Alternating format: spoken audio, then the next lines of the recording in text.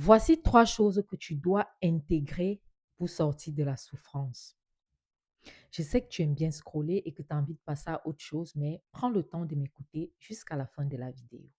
Première chose, tout dans la vie arrive en fonction des croyances que tu as. Si tu regardes sur ton rétroviseur, tu te rendras compte que la majorité des choses que tu as vécues connaissent leur origine dans ta tête ou alors dans ton cerveau.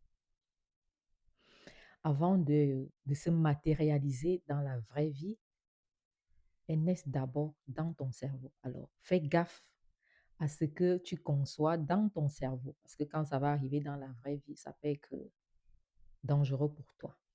La deuxième chose est que les personnes qui ont beaucoup souffert ont tendance à croire et à faire croire que le seul moyen de réussir dans la vie est de passer par la souffrance. C'est faux et archi faux.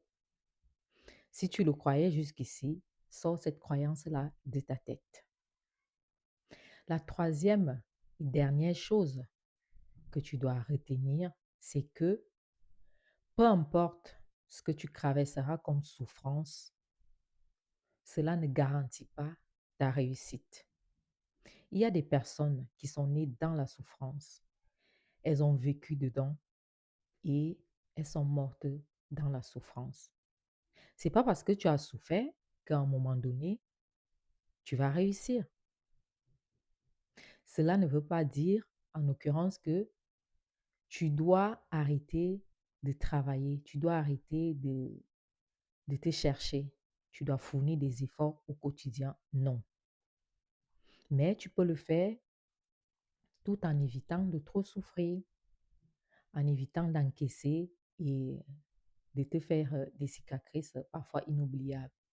Si tu me découvres pour la première fois, je suis Jane Précieuse, maman, soignante de nuit, passionnée par le développement personnel, consultante à Shogun. Ici, je t'accompagne dans ton processus de glow-up intérieur vers l'extérieur. Ciao.